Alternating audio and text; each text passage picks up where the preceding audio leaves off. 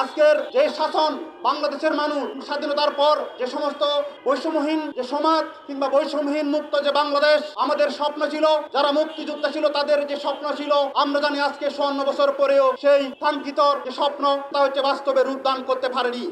সেটা হচ্ছে যারা বিভিন্ন সময় বিভিন্নভাবে এই যে বাংলাদেশকে শাসন করেছেন, তাদের যে শাসন সেই শাসনের বিরুদ্ধে দাঁড়িয়ে আজকের এই যারা নতুন বাংলাদেশ বিনির্মাণের স্বপ্ন দেখছে, সেই বিনির্মাণের স্বপ্ন সারথি হিসেবে আমি হচ্ছে এই যে যোগ্য প্রার্থী হিসেবে মনে করি এই যে আমাদের ডাকাত আসনের যিনি প্রার্থী আজকে ছাত্র ফ্রন্টের কিংবা হচ্ছে বাসদ মনোনীত যে প্রার্থী হচ্ছে রাফিজুজ্জামান ফরিদ ভাইকে। আমি যেহেতু বিগত সময়ে যারা এই যে ফেসিবাদের বিরুদ্ধে কিংবা হচ্ছে বিগত সময়ে হাসিনা রেজিমের সময় আমরা দেখেছি, তার আগেও বিএনপির শাসনামল হচ্ছে আমরা দেখেছি। তাই হচ্ছে আমি আজকের এই সমাবেশ থেকে বলতে চাই, আপনারা হচ্ছে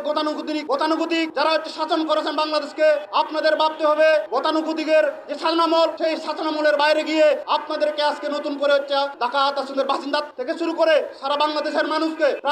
মানুষকে হচ্ছে শুধুমাত্র মার্কা দেখে নয়, যে প্রার্থী দেখে হচ্ছে আপনারা ভোট দিবেন। আপনাদের যে প্রার্থীর তার যে চিন্তাধারা, তার যে লক্ষ্য কিংবা তাদের নির্বাচনী যে ইশতেহার, সেই ইশতেহার পরে হচ্ছে বুঝে হচ্ছে আপনারা যোগ্য প্রার্থীকে হচ্ছে ভোট দেবেন। আমরা শুধুমাত্র বাংলাদেশের বাইরে গিয়ে যে সমাজতান্ত্রিক দেশগুলোর দিকে হচ্ছে আমরা তাকালে দেখতে পাই তাদের সেখানকার তাদের যে শিক্ষা ব্যবস্থা, তাদের সেখানকার যে চিকিৎসার যে ব্যবস্থা কত উন্নত, সেটা শুধুমাত্র সম্ভব হয়েছে যারা হচ্ছে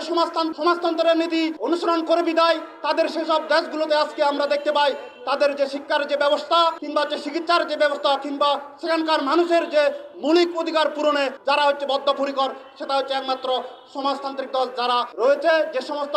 সমাজতান্ত্রিক দেশ রয়েছে তাদের দ্বারাই হচ্ছে সেগুলো হচ্ছে সম্ভব হয়েছে। তাই আমি মনে করি আজকের ডাকাত আসনের যারা হচ্ছে ভোটার, আপনারা হচ্ছে সেই দল কিংবা হচ্ছে যে প্রতীক না দেখে আপনারা আপনাদের যে নিত্যদিনের আমাদের যে সমস্যা সেই সমস্যাগুলো সমাধান করবে আপনারা যাকে হচ্ছে যোগ্য প্রার্থী, যাকে হচ্ছে আপনারা ভোট দিলে আপনাদের যে কাঙ্ক্ষিত যে প্রত্যাশা, আপনাদের যে দুঃখ দুর্দশা যে